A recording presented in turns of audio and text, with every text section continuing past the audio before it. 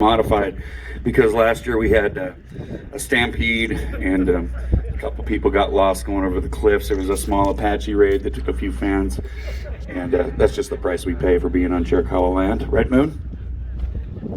So the two-beer walk, we're not going towards the stampede this year. We're going out, which is section 16. Yeah, and we're going to keep you on the road. So those of you who get a little bit nervous about getting lost, or if you want to just turn back, you just follow the road. So we're going to go past the bus up into a place creatively named the northeast pasture, and we're going to go up to the fence, which is about a mile and a quarter. Just so you know, it is a lot warmer now, and if anybody has to turn back, just turn back. This is an unchallenging but beautiful walk, and we are in a very big drought. So if anybody's smoking, make sure that you mind your cigarette butts and put them out and take them back. What else? So the two-beer walk is originally a unlock the writer's block walk. When I do a lot of writing here, and a lot of my inspiration comes from this place. So when I get stuck, usually about this time of day, after working for a little while behind my guitar, I'd get a couple of beers, usually put one in the freezer, and then take a cold one out of the fridge. And once that one in the freezer was a little bit cold, I'd walk out and work on my music or not think about music for a little while. And then once that beer was gone, open the second one, turn back, go back to work. And I think it's about a net 0 calorie gain, so y'all could have a couple more brews and not worry about fitting into your stage pants.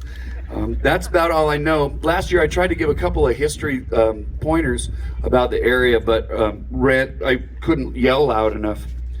So as we walk this land, it's been here for millennia and has nurtured many cultures. A lot of conflicts, but a lot of cultures too, and now we're a part of that tradition, so we need to respect each other and the land.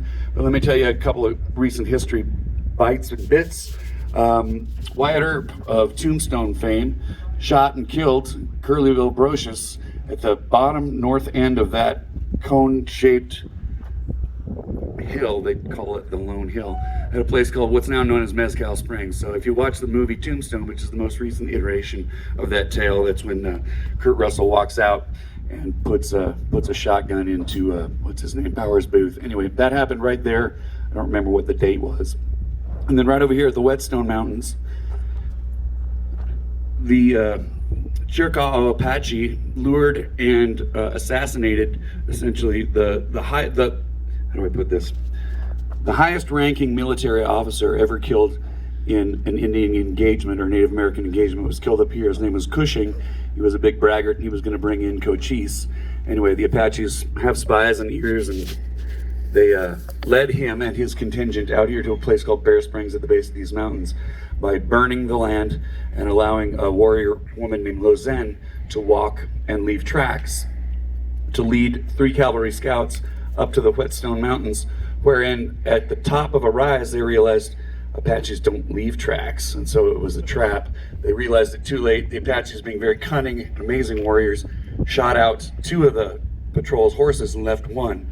One went back to bring the detail, Cushing, up to the mountains for a big rescue, and the Apaches aimed at the most yellow stripes on a blue coat. They felled him, broke off the engagement to try to send the United States Army a lesson, or a message, which they did, just don't fuck with us. Anyway, that's what happened right there, May 5th, 1871. There's a little bit of history on the Clyne Ranch, and we got more. Remember to be mindful of masks. We want all strangers to become friends, but watch each other's space, por favor. And you got your 2 beers or your cocktails? Everybody listo?